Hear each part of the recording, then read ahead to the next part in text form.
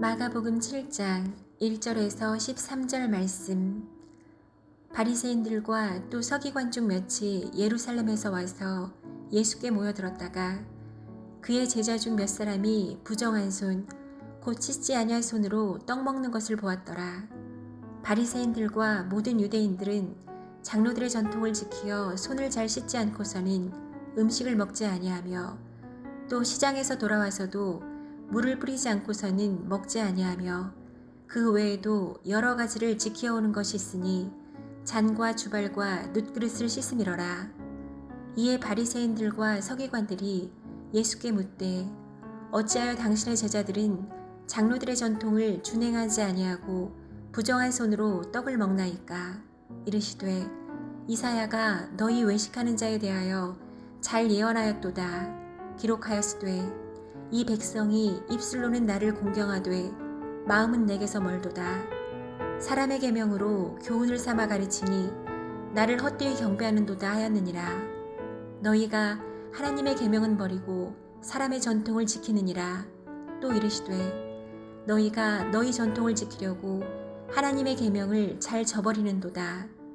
모세는 내 부모를 공경하라 하고 또 아버지나 어머니를 모욕하는 자는 죽임을 당하리라 하였거늘 너희는 이르되 사람이 아버지에게나 어머니에게나 말하기를 내가 드려 유익하게 할 것이 고르반 곧 하나님께 드림이 되었다고 하기만 하면 그만이라 하고 자기 아버지나 어머니에게 다시 아무것도 하여 드리기를 허락하지 아니하여 너희가 전한 전통으로 하나님의 말씀을 폐하며 또 이 같은 일을 많이 행하느니라 하시고 아멘.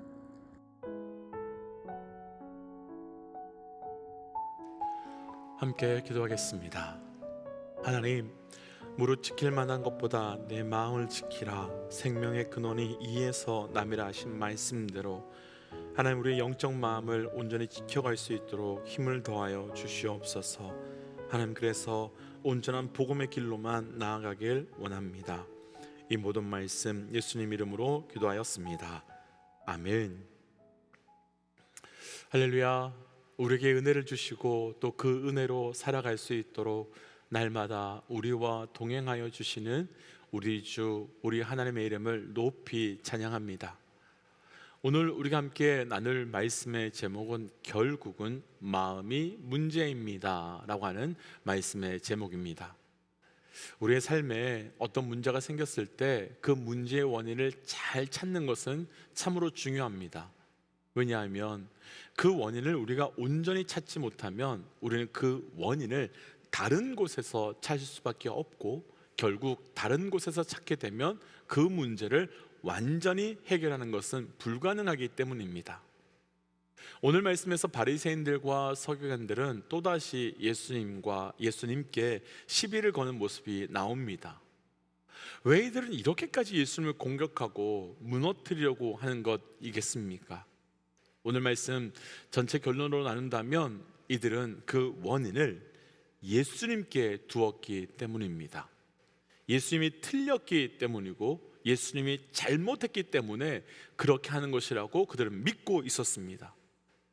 그러나 우리는 너무나도 잘 알지만 그 문제의 원인은 예수님께 있지 않습니다.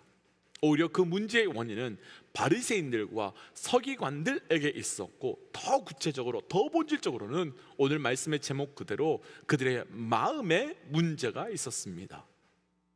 오늘 말씀을 함께 묵상하면서 우리 마음 또한 그 말씀의 거울 앞에 온전하게 비춰봄으로 거룩히 점검하고 돌아볼 수 있는 영적 은혜가 있으시기를 주의 이름으로 축복하며 도전합니다. 결국은 마음의 문제입니다. 첫 번째 오늘 본문 중에요 2절부터 3절까지 함께 좀 읽어볼까요? 2절부터 3절까지 말씀 한 목소리 읽지요. 함께 읽겠습니다. 시작. 그의 제자 중 몇 사람이 부정한 손, 곧 씻지 아니한 손으로 떡 먹는 것을 보았더라. 바리새인들과 모든 유대인들은 장로들의 전청을 지키어 손을 잘 씻지 않고서는 음식을 먹지 아니하며. 아멘.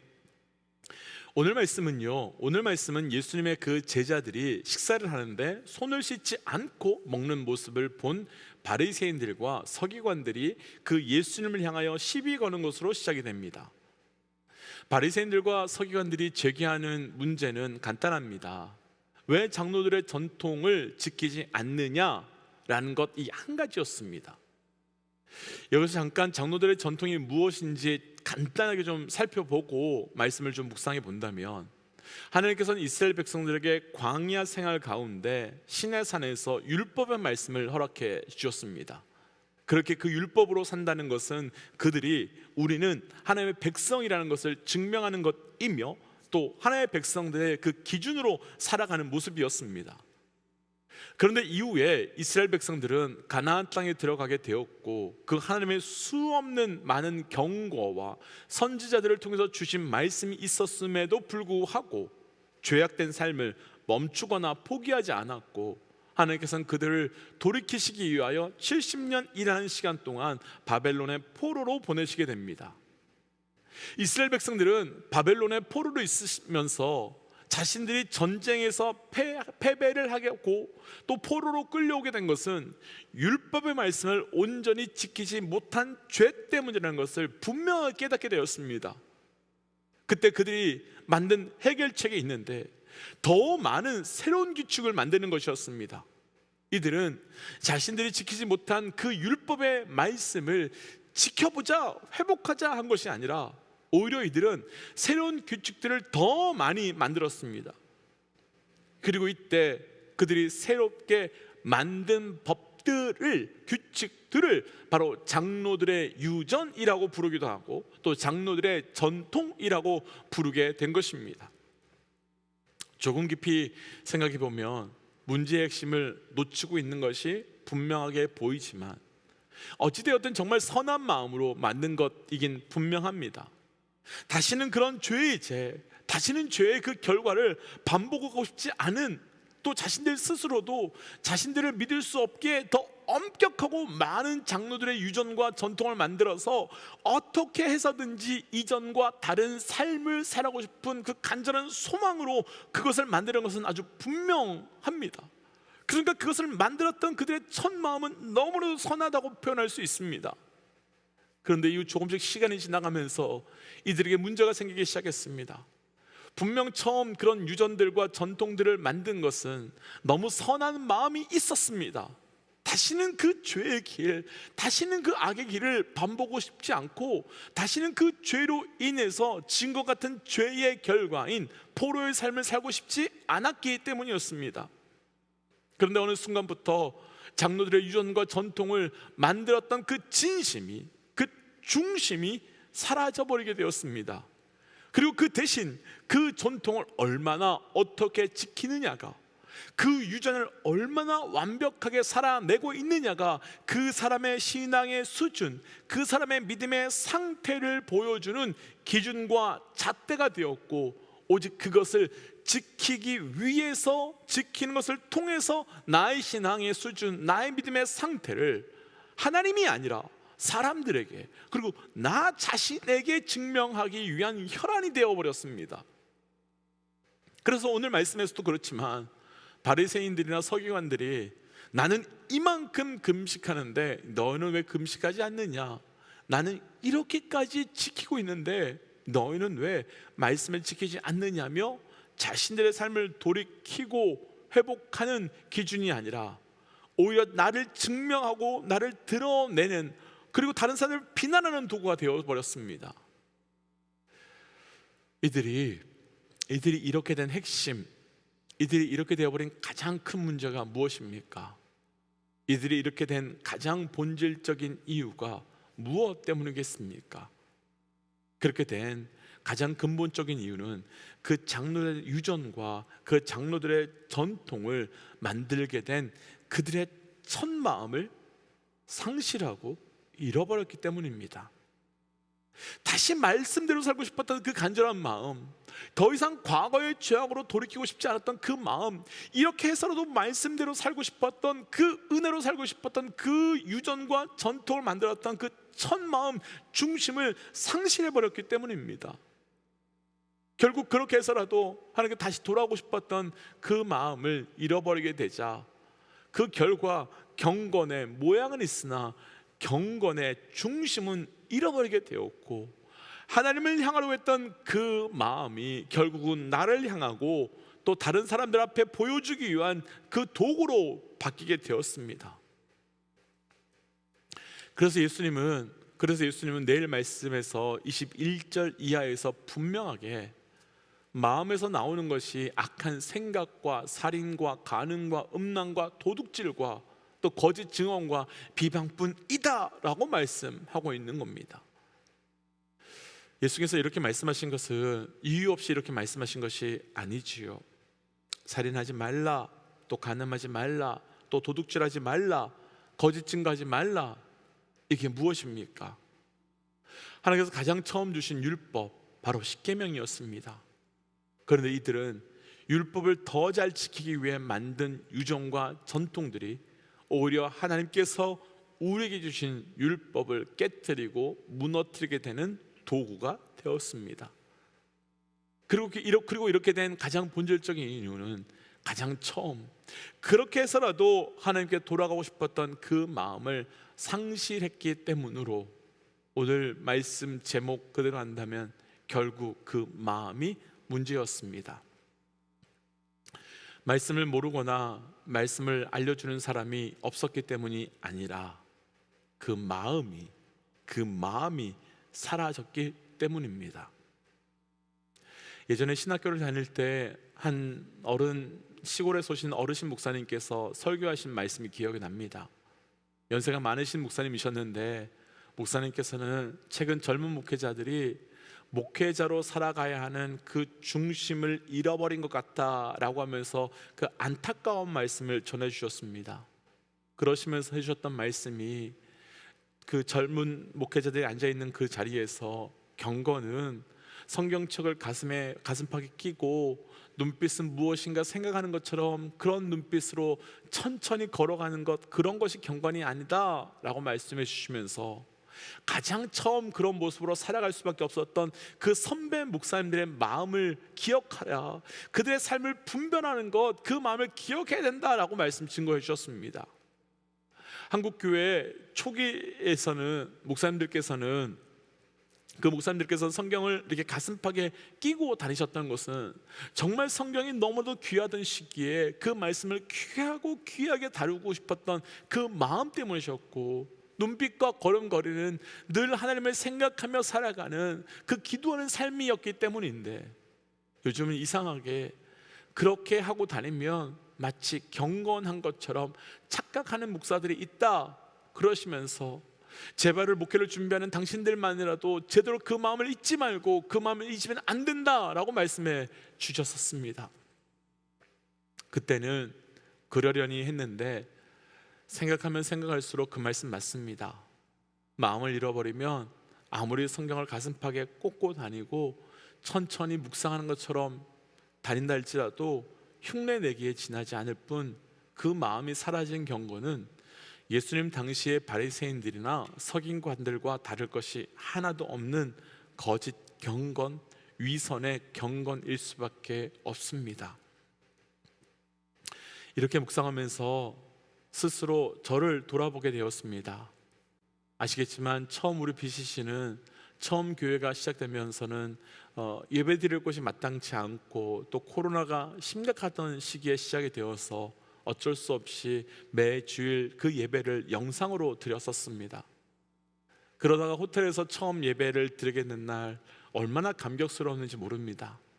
지금도 교회 홈페이지에 사진이 있는데 그 사진들을 볼 때면 정말 가슴이 뭉클해집니다. 찬양 한 소절 한 소절이 절실했고 또 처음 교회 오신 분들을 볼 때면 정말 눈물이 터질 정도였고, 또 혹시 성도들께서 호텔의 그 예배 장소를 잘못 찾으실까 그 염려되는 마음에 들락날락 거리면서 섬겼던 그 긴장 상태의 마음이 있었고, 그래서인지 그만큼 모든 예배는 매 순간 은혜였고 감사였습니다. 그런데 다른 분들은 어떤지 모르시겠지만 정직하게 저는 그때의 감격이 지금 많이 사라진 것 같습니다. 분명 그때보다 모든 상황이나 환경은 훨씬 좋아졌는데 그때 누리던 감격과 그때 누렸던 은혜가 사라졌습니다. 그리고 어느 순간부터 이 모든 것을 당연히 여기며 그냥 그렇지라며 살아가고 있는 저의 모습을 보게 됩니다. 상황과 환경은 바뀐 것 하나 없는데, 아니죠. 오히려 상황과 환경은 더 좋아졌죠. 더 좋아졌는데 무엇 때문이겠습니까? 무엇이 문제겠습니까? 결국은 제 마음이 변했기 때문입니다. 아니, 변한 정도가 아니라 잃어버렸기 때문이고 타락해 가고 있기 때문입니다. 오늘 말씀에서 그 마음을 잃어버리고 껍질만을 지키고 있는 자들도, 그 사람들은 결국은 예수님을 공격하고 결국 예수님을 부인하고 결국은 그들이 예수님을 십자가에 못 박았습니다. 그렇다면 조금 무겁고 무서운 이야기일 수도 있지만, 우리가 그 마음을 잃어버리게 된다면 우리가 바로 바리새인들이 될 수 있고 우리가 바로 서기관들이 될 수 있습니다. 아니, 어쩌면 이미 우리가 바리새인들이며 서기관이 되었을지도 모르겠습니다. 그러면서 나의 옳음을 증명하기 위해서 예수님까지도 죽여버리는 그 삶이 우리가 되는지도 모르겠습니다. 사랑하는 믿음의 동지 여러분, 지금 우리는 어떤 마음으로 예배를 드리고 계신지요? 지금 우리는 어떤 마음으로 말씀을 듣고 보고 어떤 마음으로 헌신하며 사역하며 계신지요? 저를 비롯해서 우리 중에 그 누구도 바리새인들 혹은 서기관들 같은 그 마음으로 살아가는 것이 아니라 온전한 그 믿음의 삶을 그 마음으로부터, 중심으로부터 회복하여 온전히 살아가시기를 주의 이름으로 축복합니다. 그래서 이 시간 주신 말씀을 기억하며 한 가지만 집중적으로 기도하고 싶습니다. 하나님, 내 삶에 마음이 상실된 예배와 마음이 상실된 신앙이 있다면 그 마음을 다시 회복시켜 주시고, 그래서 중심이 회복된 믿음, 중심이 회복된 영적 삶을 살게 하여 주옵소서라고 함께 기도하겠습니다. 함께 기도할까요? 기도하지요. 하나님을 주시던 말씀을 기억하며 나아갑니다. 아버지요, 나의 삶에 사라진 중심, 나의 삶에 무너진 그 중심이 회복되어 갈 수 있도록 주님 인도하여 주시옵소서.